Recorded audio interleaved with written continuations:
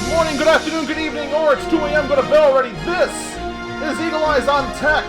I am Eagle Falcon.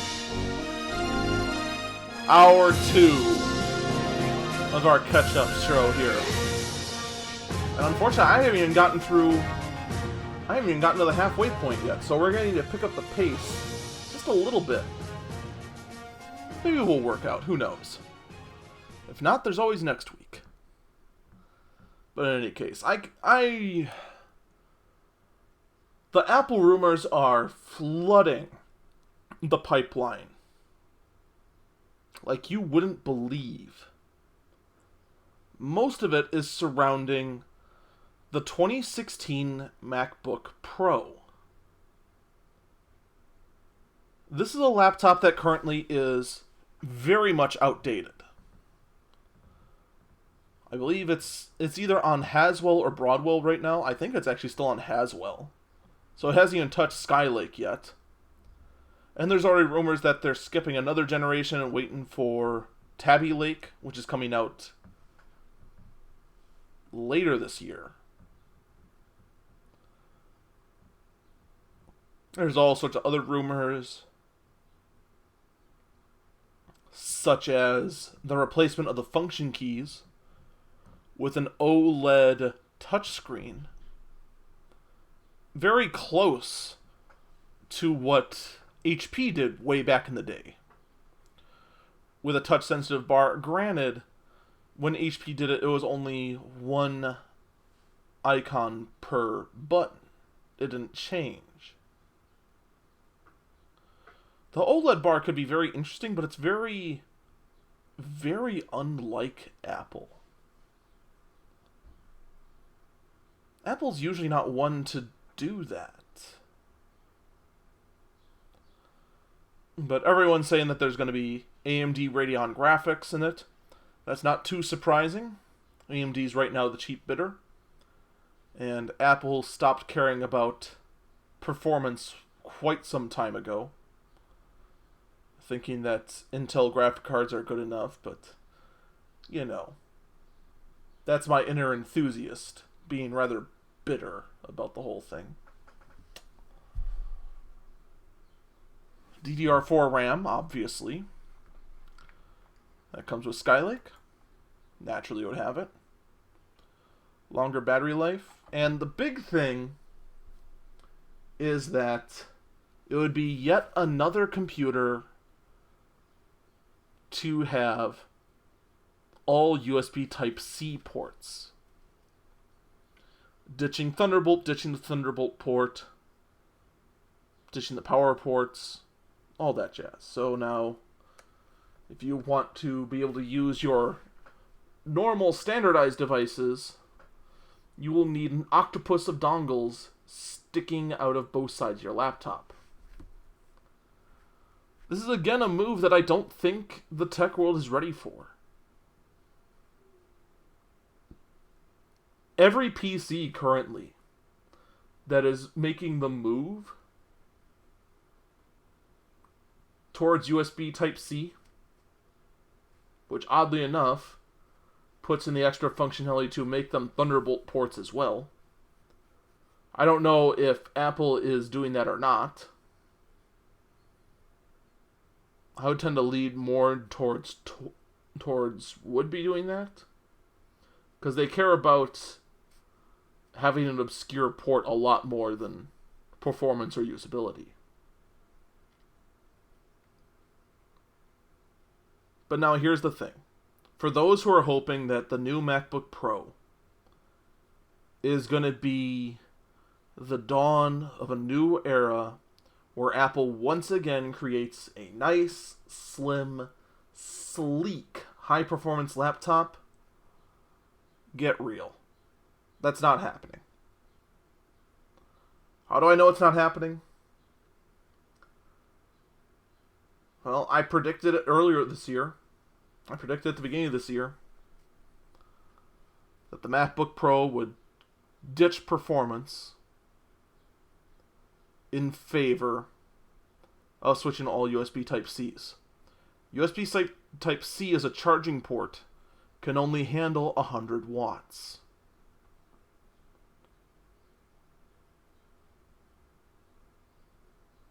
The CPU is going to be roughly 45 watts, 35 watts, somewhere around there. The rest of the system probably going to be another 10 watts. So let's split the difference. That's 50 watts. That leaves you another 50 watts for the graphic card.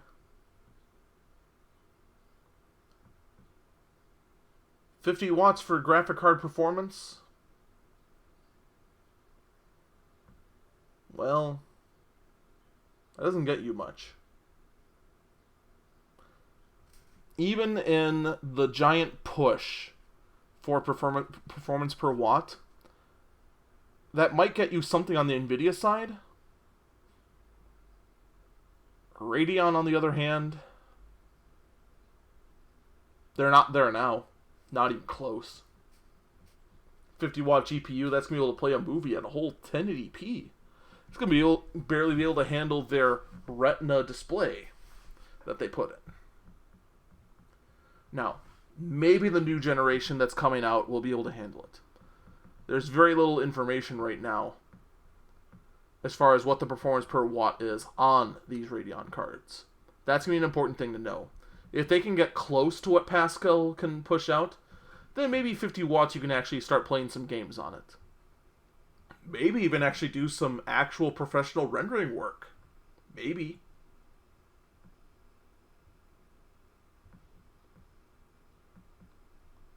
But it again shows that Apple, whose empire was built on the grounds that if you're a creative worker, if you go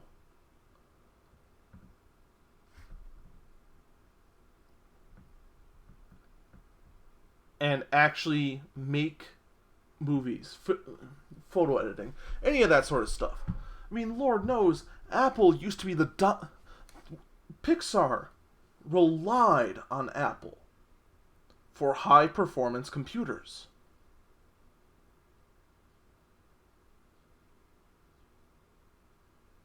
Now, Pixar might be able to pull it off with, say, the black cylindrical Mac Pros.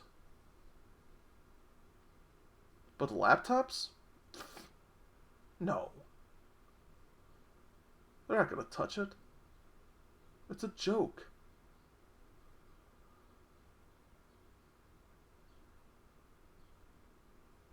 The HP Omen, which I already laughed at as a joke of a gaming laptop, would pummel this new MacBook Pro into the ground. But hey, your professional laptop is thinner. Isn't that what's important? Isn't that what matters when you look at a professional tool? If it's thinner and lighter. Not if it can actually do the job.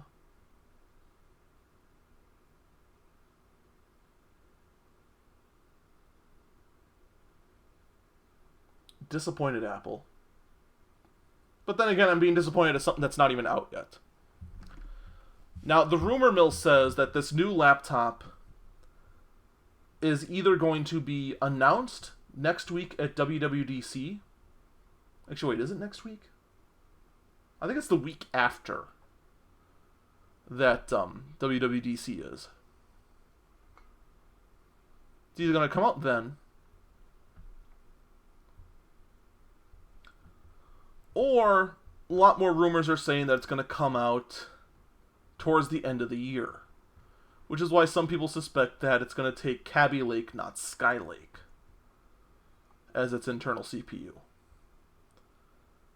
We'll see, though. But now let's move on to the iPhone 7. Now there are tons upon tons upon tons upon tons upon tons upon tons of rumors surrounding the iPhone 7.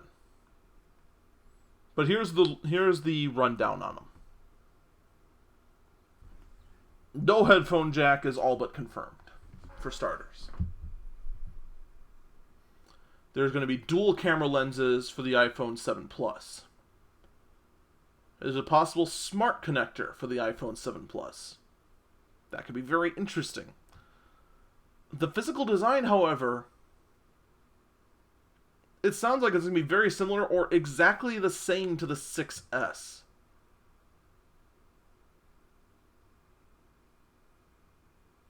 Then there's supposed to be redesigned antenna bands, but nobody cares about that. Unless you have an iPhone 4.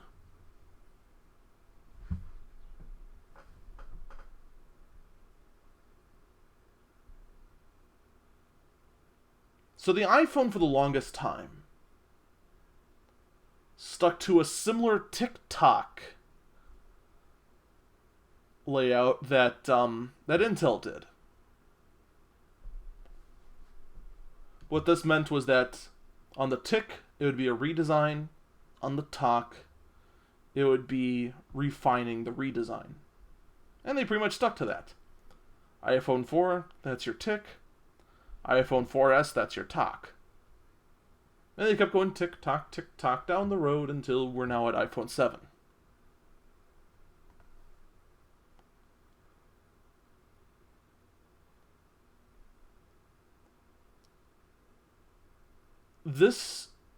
If these rumors are true, that it's not going to be a redesign, that they're going to axe the headphone jack and not even try to justify it with a better design, if that's true, my God, this is going to be a disaster. And of course, nobody knows what the plan is for what's the headphones going to be after that. Are they just going to come with Bluetooth headphones? Is there going to be a dongle for the Lightning to headphone jack? Is the headphone... If that's going to be the case, if you have a Lightning to headphone jack adapter, can you even charge the phone while listening? A few years ago, that wouldn't have even been a thought. Charging the phone while listening to music? That sounds silly. But that's done a lot nowadays because of the portable battery packs.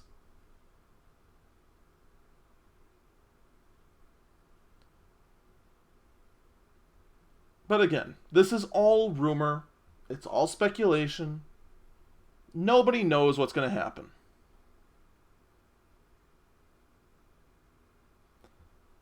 Just as nobody knows if there's going to be wireless charging, nobody has any sort of confirmations.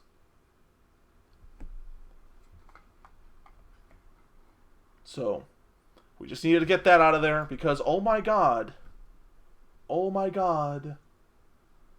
the tech world will not shut up about what the iPhone 7 might bring. And unfortunately, when so many people talk, all you get is loud white noise.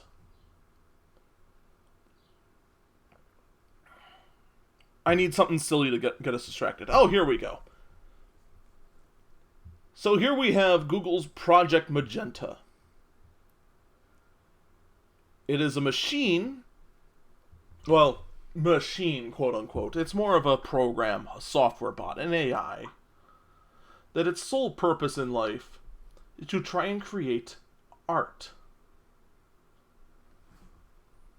And, well, Project Magenta went and created its first piece. What I'm about to play right now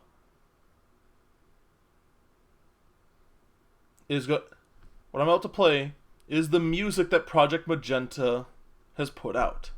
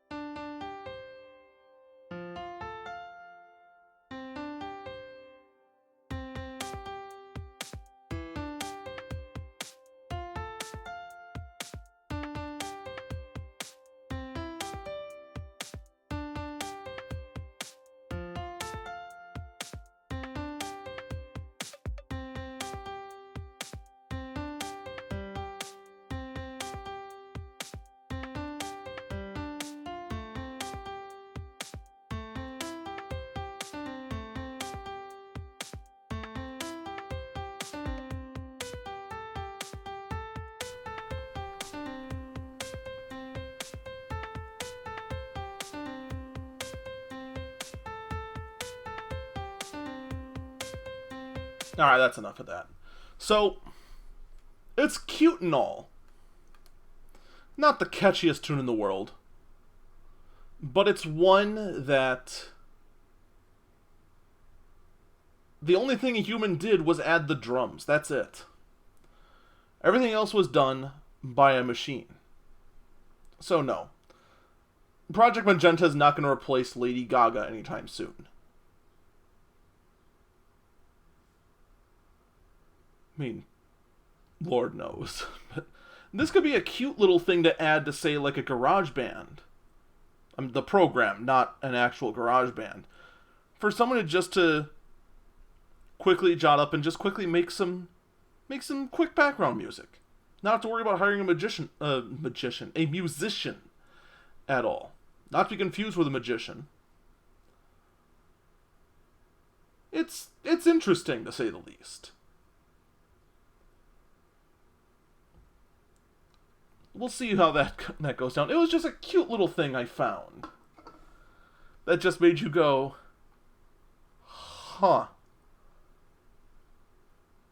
And plus the cover art was Daft Punk on a turntable. That sounds nothing close to that. But I mean, it's nowhere near as crazy as the fact that the Windows Holographic OS is now moving out to developers. And thus pushing this VR hype to new lengths.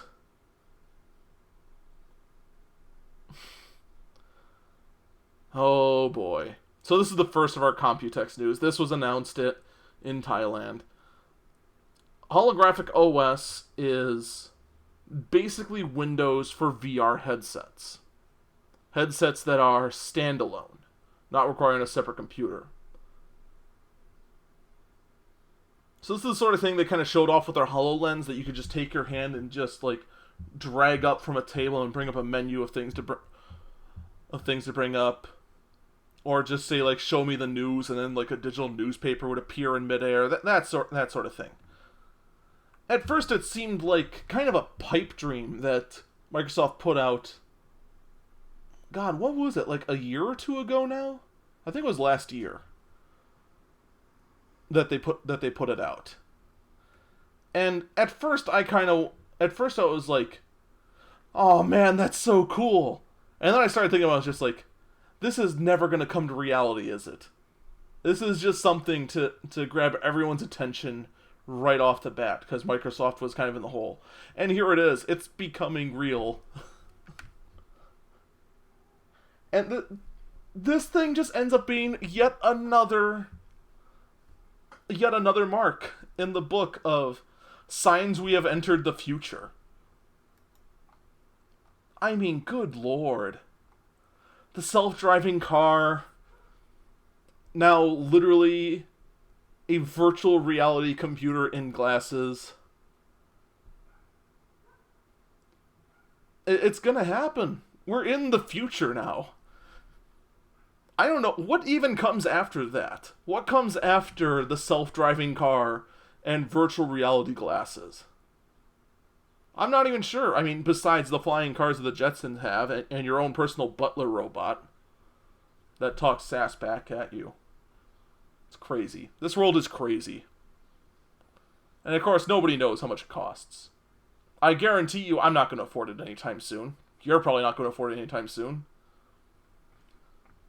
But, you know, again, just more evidence we're moving forward. In any case, we'll be right back. When we come back, we're going to dive right into the rest of the Computex news, including the backpack computer. We'll be right back.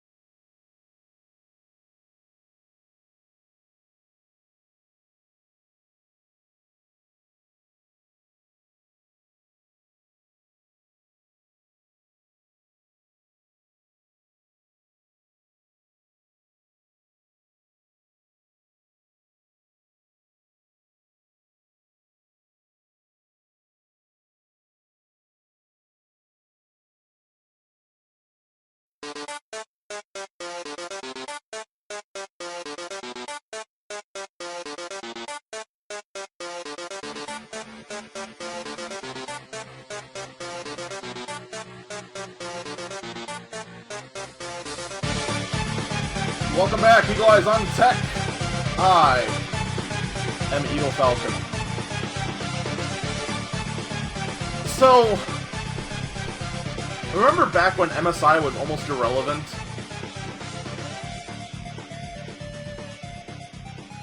And just kind of occasionally put out graphic cards that just kind of look cool, and then they slapped a dragon on there to say, hey, look, we're relevant, laugh at us. I mean, laugh with us.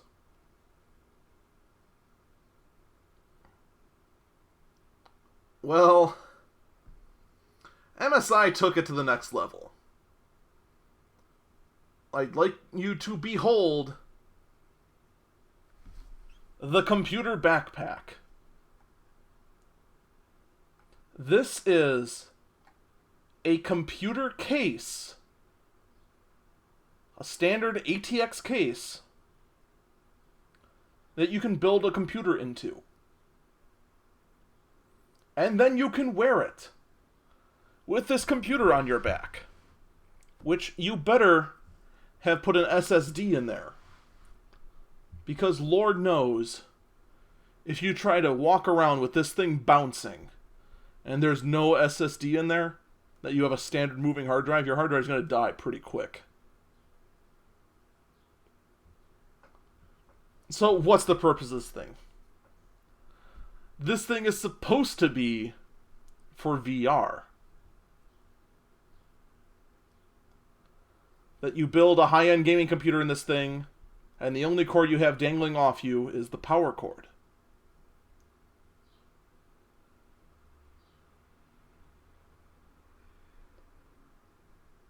Now, this isn't in the list because it's a practical item. It's not here because it's a major advancement.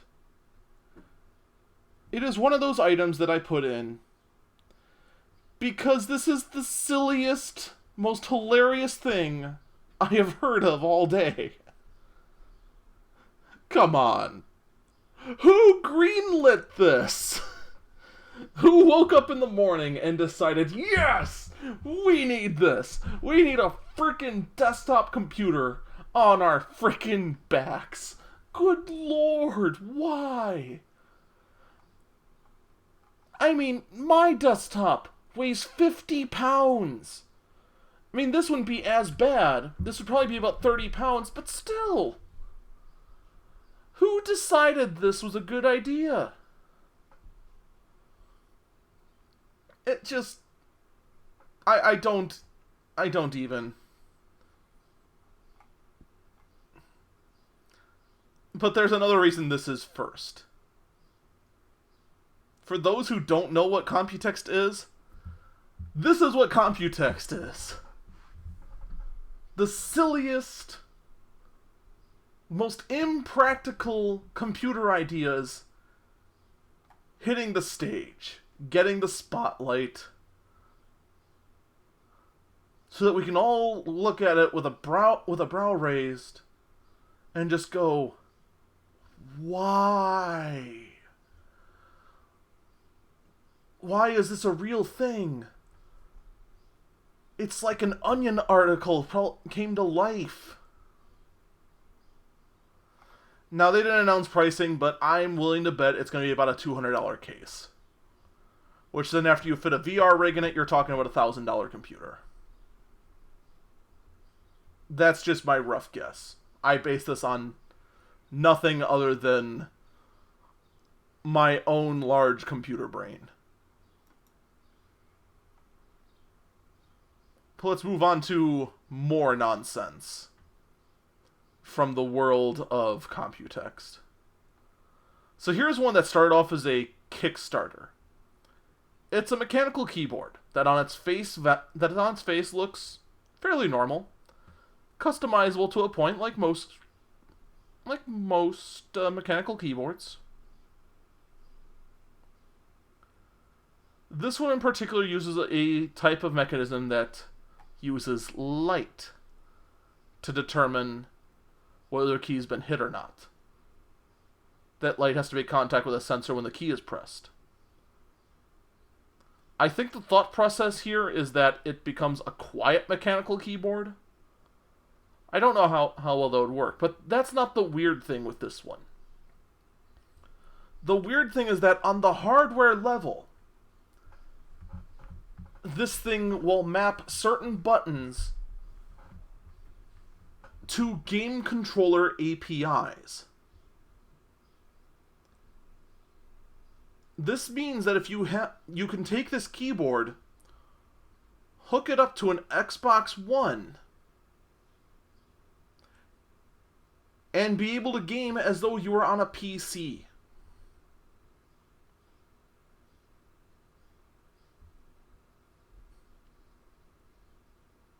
The WASD keys would be detected as the left joystick. You can map other keys to be your buttons. In this particular example, the Q key is the B key, the E key is the A key, the F key is the Y key, the spacebar is the X key, and then 1 through 4 are directional arrow keys. This... What do you say to this?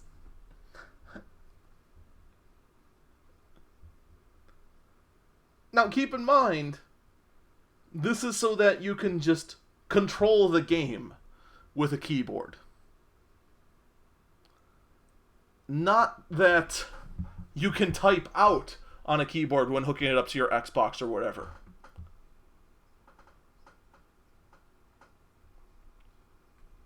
Now, this would be one thing if this was random Asia startup number 5,723 saying we could do this. This was a Kickstarter campaign. And it's funded.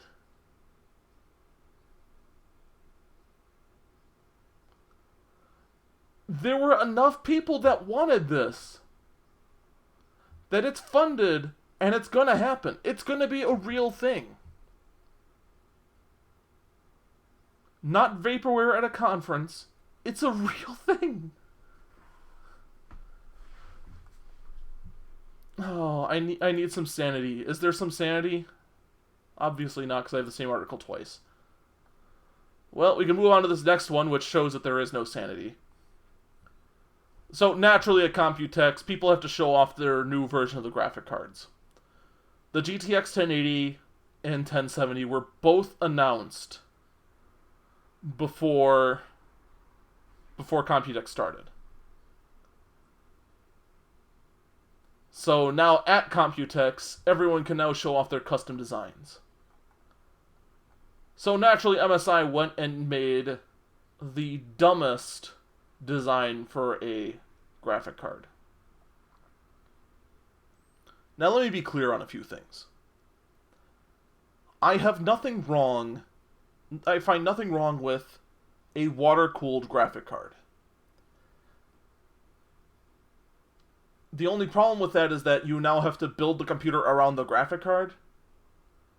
You have to plan everything else out, rather than the normal process, which is picking a case you like and then fitting components and planning out the air cooling that way. You've got to plan around this card. But this thing includes the worst of both worlds. It includes a high-powered blower for air cooling, and is also water-cooled. And this is on a power-efficient card. This is on the 1080, which is only a 160-watt card. Good lord, if these blowers can keep the GTX 580 and 590 cooled, which are some of the most heat-inefficient cards in all of existence, trust me, your blower will be fine on this. There's no need for this extra water cooler on here other than to get people to pay more money for your card because you stuck a water block on there. Now, it'd be one thing if this card was just like, oh yeah, it's a hybrid system, you can go either air-cooled or we have the fittings for a water loop. So that you crazy enthusiasts can go hook up your own water cooling rig to it. But it's not. It's a contained system. And with all these contained systems,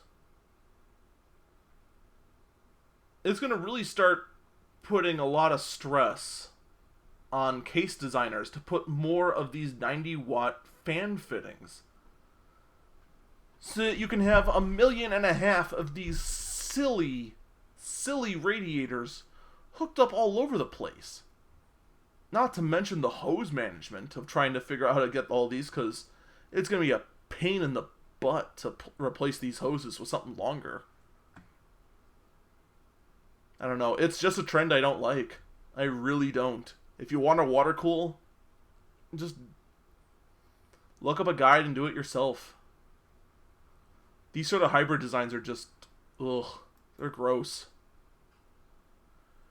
They're really, really gross. Almost as gross as finding out that there are new 600... Is that the new 1080 cards that you just went and spent $600 on? Yeah, they have a cooling problem. So maybe the water cooling isn't such a bad idea.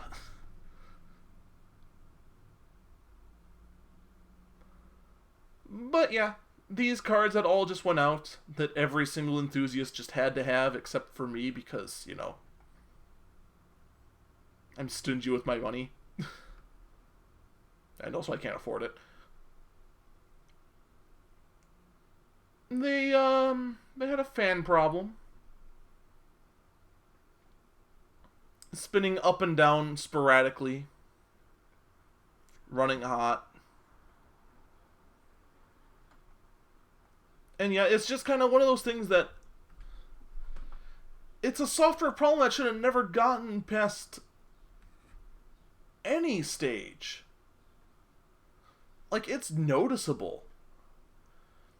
It would be like if I took a box fan next to the mic here and just kept flicking it on and off, on and off, on and off for like 5 minutes straight. You'd notice this. It's not hard to not notice this. But in any case, the fix is coming soon. So if you somehow got a hold of this card, don't worry, the fix is in. It's coming. But anyway, let's talk about the Intel announcement. I've already talked about this with a few people already, but Intel announced their next enthusiast line of processors. And also with that comes with the next Xeon line.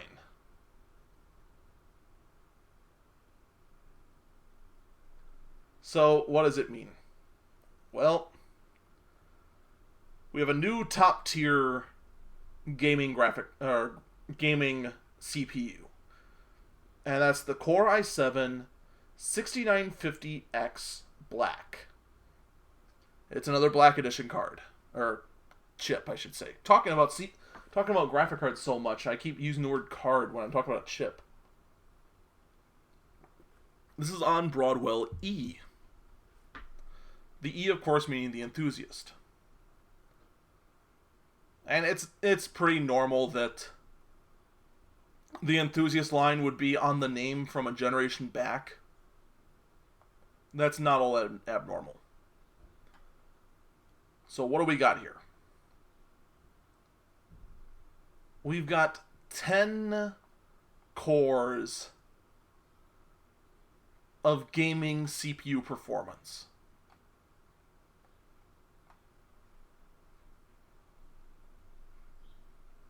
10 physical cores. That's 20 virtual cores. All sharing one L3 cache. You got your memory controller and blah, blah, blah, blah. You got all the jazz. The big thing here is that it's 10 cores. And the performance obviously is insane. Now, this is a detail I missed before when I was talking about it yesterday with some people on stream. But normally this sort of chip is usually your $1,000 Core i7 Black Edition. This one is $1,700. Good lord. It was bad enough when these things were $1,000 and no one could afford them. $1,700 if you want this chip. And what do I attribute it to? The fact that Intel can. They can get away with this because they've been unchecked in the enthusiast market for so unbelievably long. AMD has not accomplished anything in this high-end market in a very, very long time.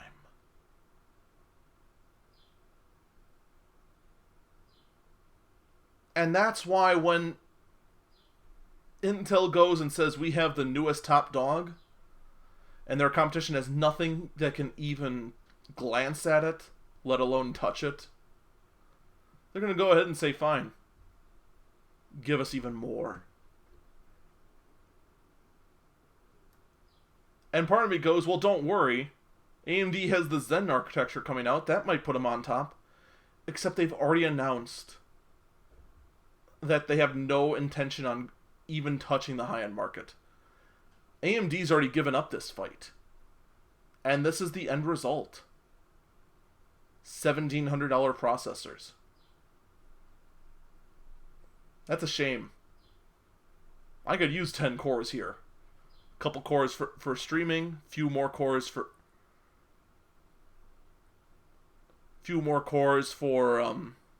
actually playing the game. And no, it's not okay when Intel does it. It's not. Don't even kid yourself. But this is what happens when there's no competition. And it's not like this is the business part. This is supposed to be a gaming part, an enthusiast part.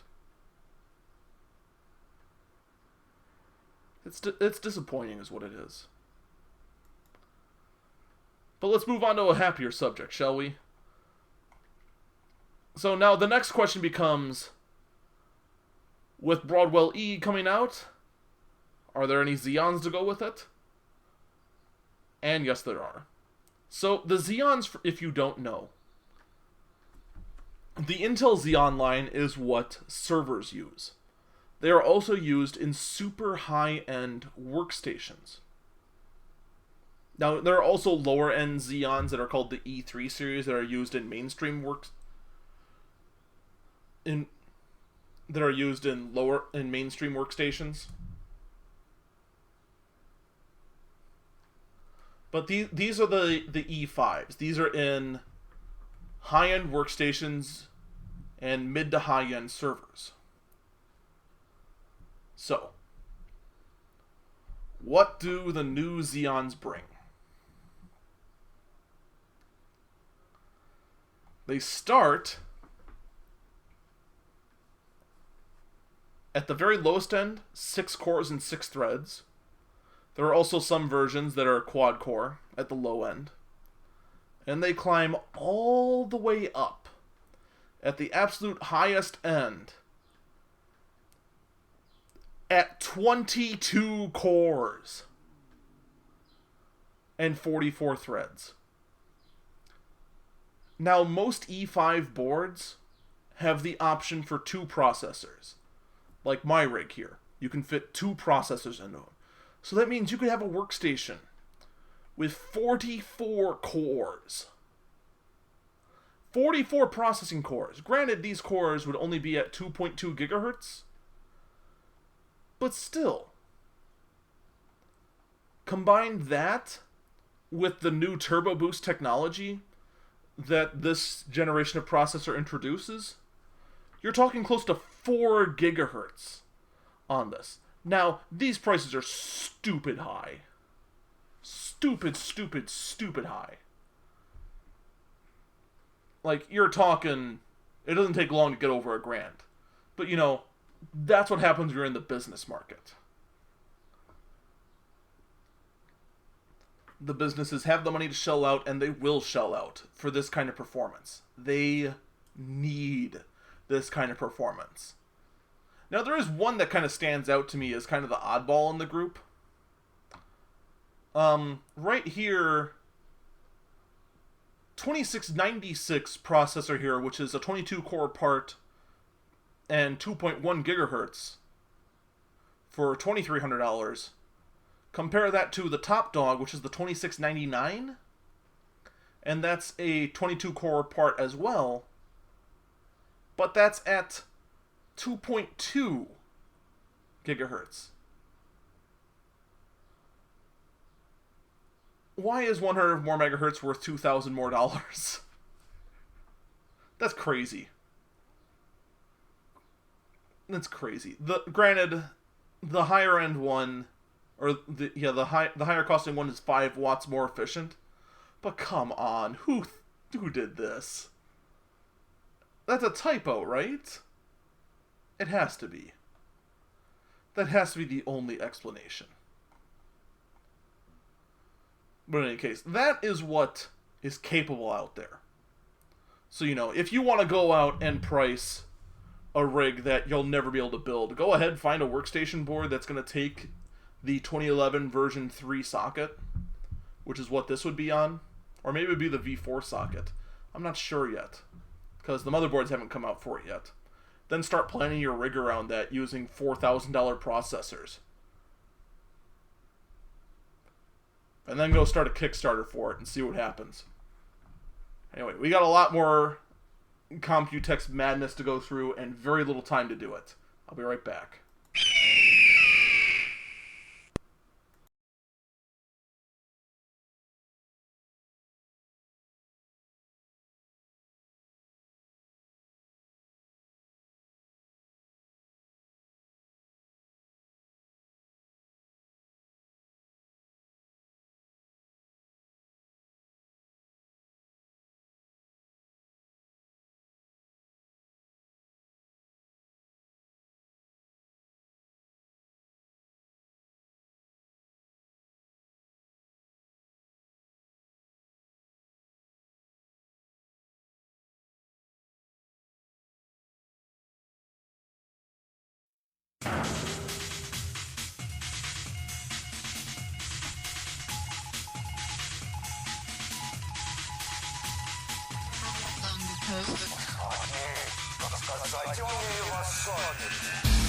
Oh man, it feels good to dust off that one. God, you gotta love the classic Red Alerts. Welcome back, Eagle Eyes on Tech. I am Eagle Falcon. So, I want to use this one a little bit to talk about what MSI does. And this also gives me a quick opportunity to talk about the difference between exhaust and dissipation-based graphic cards. So this just talks about the 4 designs that that MSI put out. And I'm going to focus on these 2 right here.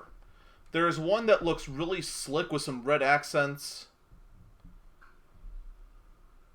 but it has 2 fans on top. And then you have the other one which looks a lot like the combo cooler that we were talking about earlier, except it's only the blower. So here's how the thing works. Dissipation, like what you got here on the MSI one, means that the fans blow air directly onto the heatsink and then the heat just goes wherever. For the most efficient dissipation, you want the blades of the heatsink to be going the short way, so that the openings of the heatsink are on the sides of the card. This particular card they're showing does not. It's going the long way with the card. So part of the exhaust is going out the actual exhaust port of the card, which is good, and some of it's going out of the back, which is bad. But this is also a much less efficient way of cooling the thing. Dissipation is always going to get the card. Dissipation cooling is always going to get the card cooler. But you need to start adding fans to actually pull out more air out of the computer. Because if you got one or two of these cards that are dissipation based and you only have one fan trying to be the exhaust, it's not going to end well. Your interior case is going to get too hot.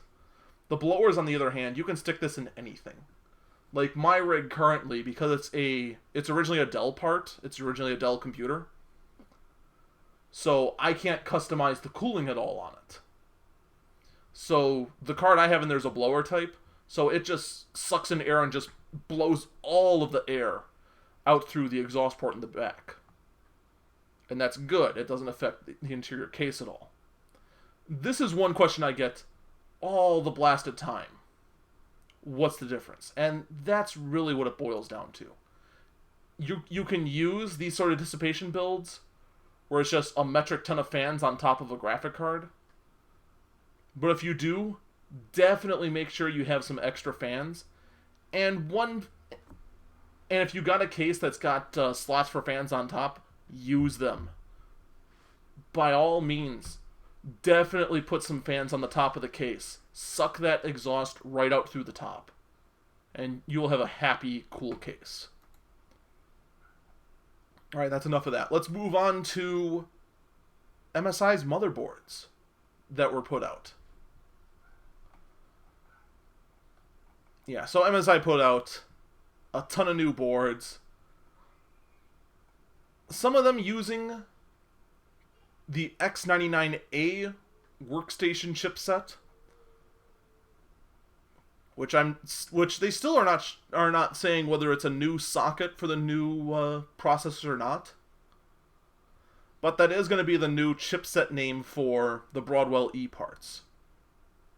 And they also have more Z170 motherboards. Z170 means that's what that socket is for the mainstream processors. Your normal Core i5s, Core i7s, none of the crazy extreme 10-core or 22-core Xeons, none of that crazy nonsense. The Z170 is what most people build on, unless you're insane. The thing that's really interesting about these is, first off, motherboard lighting is coming back. B, on some of these, they are recoloring the circuitry to try and give this alien heart look to it. And it actually would look really, really cool for an actual show computer with a plexiglass case on it. Or a plexiglass window, I should say. And C, MSI, for whatever reason, on some of their newer boards, wants their silicon to look like the exact same color of the filling of an Oreo cookie. Like this one board right here, the Z170 board, the M Power Gaming Titan, or Titanium, I mean. This looks like a cookies and cream chocolate bar.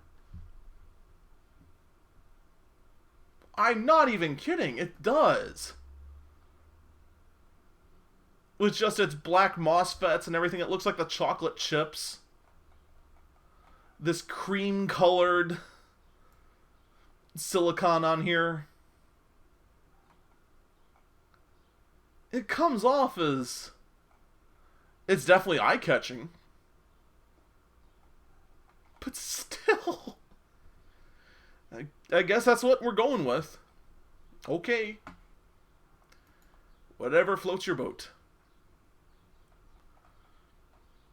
And yeah, we've got more water coolers. This self-contained loop is becoming more and more popular. However, this company called BeQuiet, which I thought was just a branding initiative, not the actual company name, but showed me, first off is introducing water coolers that will be inefficient because they'll have no fan. At least some of them will have no fan. And B, and one feature I actually do like,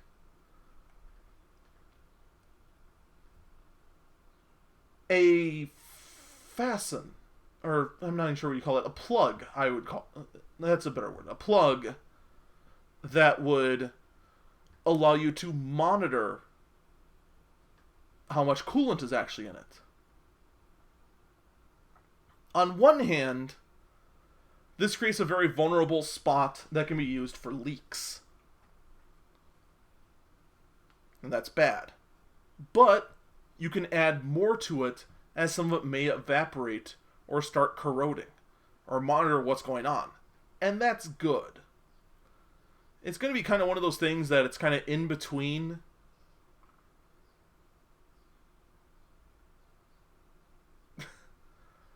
a kind of self-contained plug it in and stop worrying about it sort of water cooling system, and some sort of crazy, insane liquid water show that a lot of enthusiasts build, where they go ahead and start dyeing the coolant and start putting on a light show on the inside with the flowing water. And then, of course, we move on to more and more cases. Because Lord knows we have more and more cases. And in fact, in this case, this isn't even a case.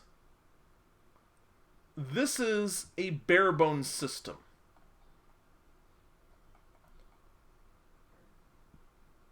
What a bare bones system is that the majority of the components are provided for you. In this case, it's a mobile motherboard. I believe this one's going to be a mini ITX motherboard in there. Oh no, I'm sorry. It's not all mobile. It is using a full desktop processor on the 6th generation processors. And you just pop in your CPU, pop in your graphic card, pop in your RAM, pop in everything else, and you're ready to roll. The neat thing about this is that it includes built-in wireless, built-in motherboard, built-in power supply, all that jazz, and this all starts at either $400 or $500. Now, the nice thing with this setup in particular is the fact that, first off, it looks nice and you put no effort into it. Second, it's angled in a way that it is impossible to choke this thing off from air. You cannot choke this thing. Third,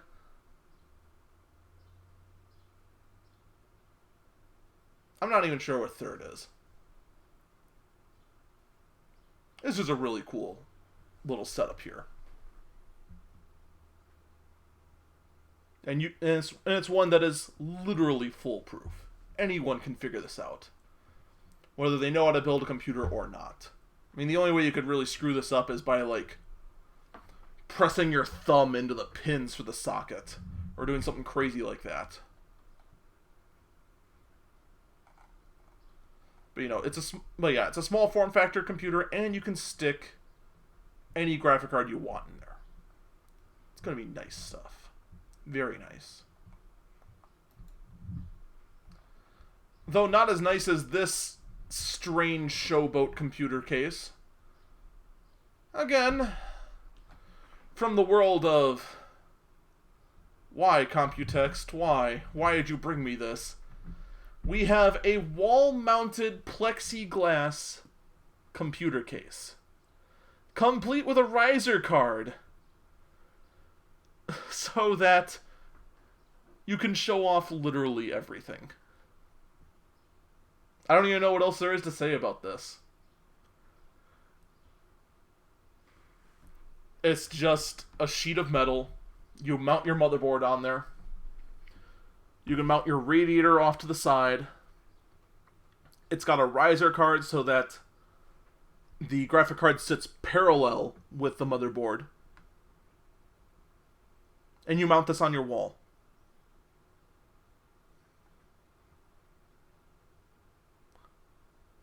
The only reason you would buy this is to just be a conversation piece for guests.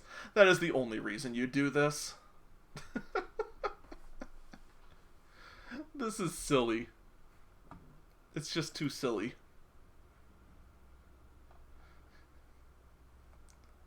And I want to give a shout out to Kevin in the chat, who had to give the comment that anime computer cases are real.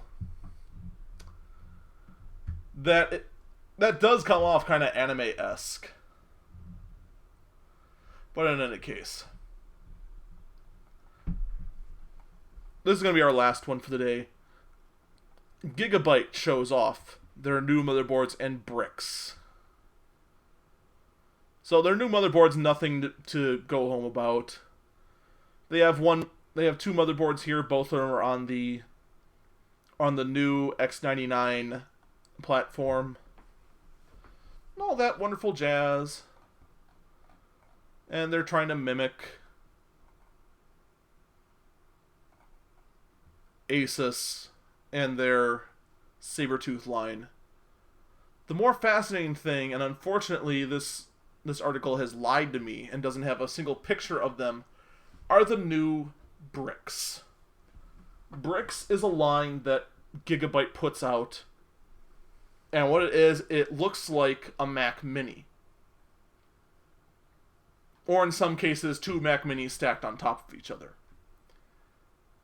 And the Bricks lineup, well, they pack enough power into the Bricks, and of course, they have to put some restrictions because they are using mobile parts, that you can get basically Xbox or PS4 level performance out of a form factor that's even smaller. But on top of that, it's actually, it's open. It's a computer. You can put whatever you want on it, whether it be SteamOS, a version of Linux, or whatever. And it doesn't even have to be a gaming computer. You could have it as a rendering rig. It's always been a very fascinating line of bare bones. But unfortunately, this article doesn't have a whole lot about it. Just that Gigabits is talking about it. And I was really hoping when I was glancing through it that it would have more details on it, but unfortunately, this article no longer has anything about it. And unfortunately, we've run out of time. And I haven't even finished this. We've gone on for 2 hours, and I've gotten through maybe 60% of what I wanted to talk about. So the rest of it's going to have to hold over. Thank you all for sticking with us today. I know it was an early morning for the recording, and I thank you all for showing up. Feel free to give us a follow and a like. Take care, everyone, and rest well. Good night.